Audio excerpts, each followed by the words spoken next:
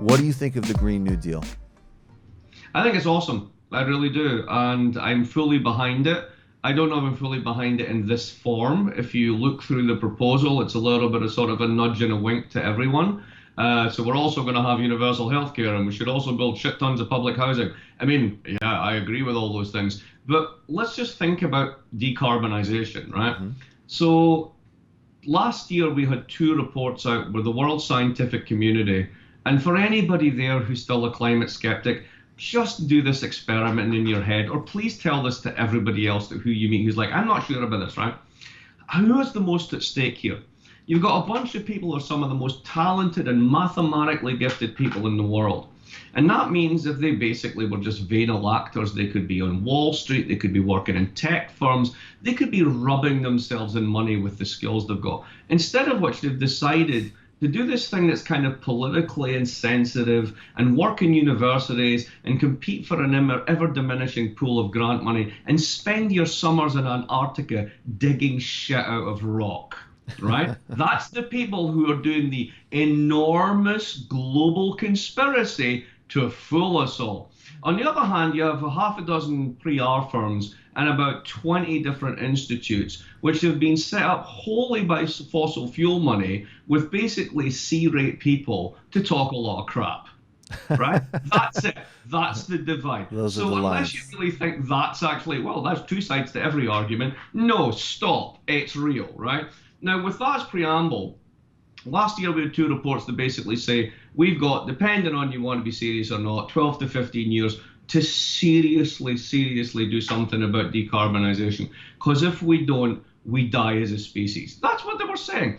And it was like, well, you know, it's a little bit alarmist, whatever. Well, then we got the insect apocalypse data that we've destroyed 70% of the biomass of insect life in some parts of the world, which is bloody alarming, because they are the bottom of the pyramid of everything. And if they go, everything collapses, right? So we really are in the middle. It's incredible to think this way, because I have, you know, a young family, and I don't want to think about this stuff. I don't want it to be true, but it's grotesquely irresponsible to pretend otherwise, that we face an enormous crisis. Now, here's the thing. No one's pointing a gun at you.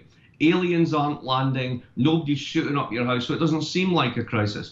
But by God, it's the biggest one we've ever faced. So anything that brings that to the agenda is good. Second thing, the direct link that is made with inequality.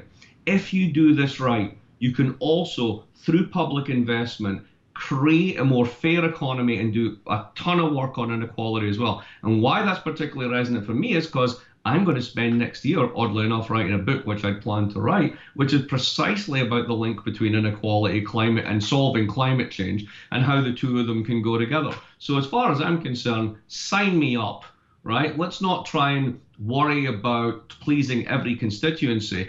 Just achieving decarbonisation over a 10 to 15 year period, or getting it down to like a reasonable level, renewing the power grid, building the infrastructure you need, changing the buildings, just simply changing the buildings to be more or less carbon neutral. That's one of the most largest scale efforts of investment we could make as a society. It's up there with the space race. It's probably bigger. So, you know, let's not try and fight every battle at once, but let's realize how serious this is and let's get serious about it.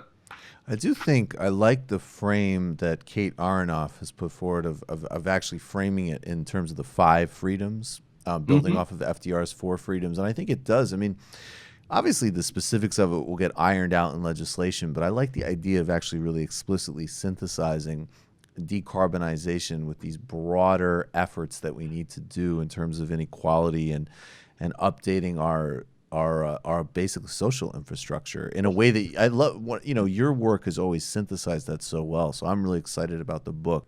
You just enjoyed that Michael Brooks Show video, and you can get a lot more by subscribing to us here at the Michael Brooks Show YouTube channel. It's literally right there.